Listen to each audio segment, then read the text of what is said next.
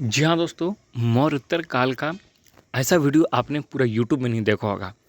जी हाँ, बस कुछ देर आप रुक करके देख लीजिए, आपको मौर्योत्तर काल से एक प्रश्न भी नहीं छूटे जाएंगे। ठीक है, तो बिना लेट किए हुए हम लोग शुरू करते हैं। यहाँ पर देखिए मौर्योत्तर काल के बारे में पहले आप थोड़ा सा एक चीज़ ध्यान रख लीजिए कि 4 देशी शासक हैं इसमें और 4 विदेशी शासक हैं। ठीक है, तुम देखिए कोट्स याद रखिए, आपको ध्यान में सारा आ जाएगा। ठीक है, 4 देशी 4 विदेशी। 4 देशी में आप याद रखिए कि देशी में आपका जो है एसके जो है सीएसके का फैन है। जो सौरभ कुमार है या शुभम कुमार है या कोई भी हो, एसके नाम है, वो सीएसके का फ़ैन है। अब जैसे देखिए, एसके हो गया सूर्यवंश, के से हो गया कन्नव वंश, सी से हो गया चेदी वंश, एस से हो गया आपका सातवाहन वंश। यहाँ तक तो आपको कोई दिक्कत नहीं होना चाहिए। अब यहाँ से देखिए शासक के बारे में कैसे याद करें, तो शासक आपका देखिए यहाँ पर आपका 4 शासक, यहाँ पर आपका 2 शासक, फिर आपका यहाँ पर 2 शासक और चारों 2 के बाद यहाँ पर 6 शासक। तो यहाँ तक देखिए आपको तो याद हो गया होगा। क्या मैंने बोला, एसके भी सीएसके का फ़ैन है। सूर्यवंश, कन्नव वंश, चेदी वंश, सातवाहन वंश। सूर्यवंश में 4 शासक, कन्नव वंश में 2 शासक, चेदी वंश में भी 2 शासक और सातवाहन में 6 शासक। इतना चीज़ आपको ध्यान रखना है और इसी से आपका क्वेश्चन रहेगा। तो चलिए हम लोग सूर्यवंश के पहले जान लें हम लोग। देखिए सूर्यवंश में आपका संस्थापक की अगर हम लोग बात करें तो आपको पता है पुष्यमित्र शुंग है।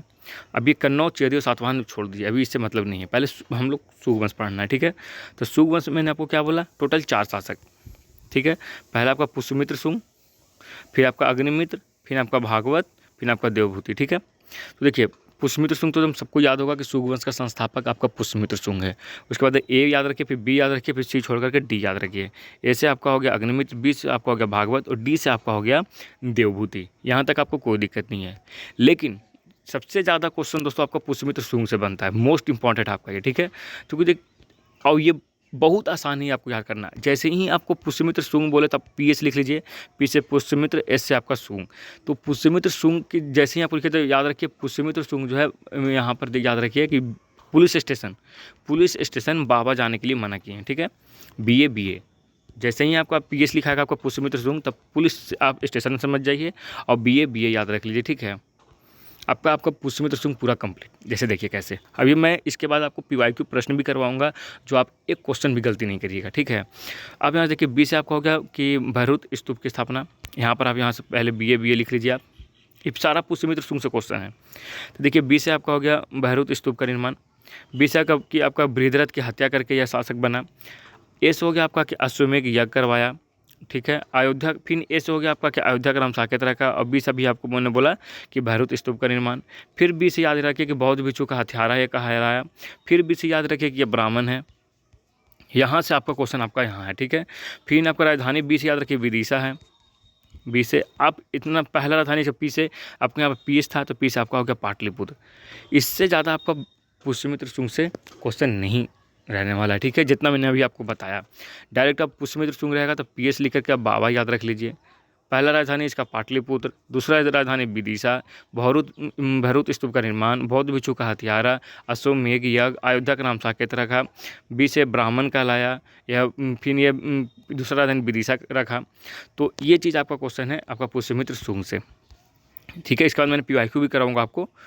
फिर आप देखिए अग्निमित्र, दूसरा आपका हो गया अग्निमित्र। अग्निमित्र में बस आपको याद रखना है कि जो मालविकाग्नि, इसका पुस्तक है मालविकाग्निमित्रम, इसका जो शासक, इसका जो लेखक कौन है, कालिदास। ठीक है, कालिदास। अब इस यहाँ पे देखिए आपका बस इसके अलावा कुछ नहीं, शासक बनने के पूर्व यह विदिशा का उपराजा था। बस इसके अलावा आपको कुछ याद नहीं रखना अग्निमित्र से। भागवत में देखिए भागभद्र या भागवत, इसमें आपको क्या याद रखना है, इसके समय देखिए हेलियोडोरस आया था। ठीक है, कौन आया था, हेलियोडोरस आया था, जो मध्य प्रदेश के बेस नगर में गरुड़ ध्वज की स्थापना किया था। ठीक है, क्वेश्चन आपका रहेगा कि मध्य प्रदेश में गरुड़ ध्वज की स्थापना किसने किया था, तो भागवत। ये आपका और कुछ नहीं। और एक क्वेश्चन आपका है कि मौर्य वंश का अंतिम राजा कौन था, देवभूति। अब आपका एक क्वेश्चन नहीं छूटने वाला है सूर्यवंश से रिलेटेड। जैसे ही आपको याद रहेगा पीएस याद रहेगा आपका, अग्नि ए बी और सी छोड़ करके डी, अग्निमित्र, भागवत और देवभूति। पीएस से याद रखिएगा बी ए। आपका शासक याद रखिए 4 2 6, सूर्यवंश, कन्नव वंश, चेदी वंश, सातवाहन वंश।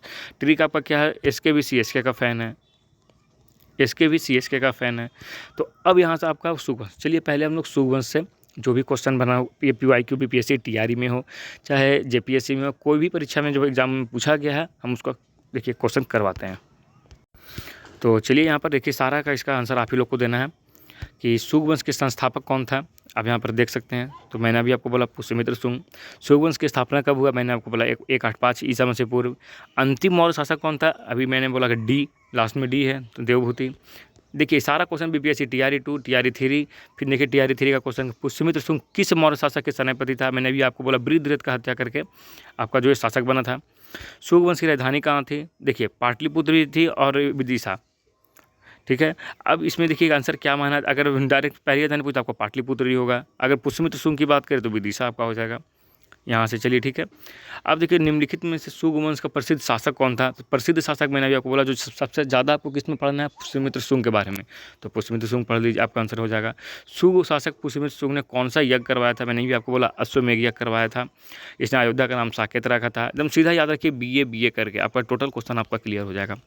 मालविका अग्निमित्र, मैंने भी आपको बोला कि इससे अग्निमित्र से मात्र यही एक क्वेश्चन आपको देखने के लिए मिलेगा। मालविका अग्निमित्र में नाटक के लेखक कौन है, मैंने आपको बोला कालिदास। तो यहाँ से आपका दोस्तों ये क्वेश्चन आपका यहाँ से कंप्लीट हो गया।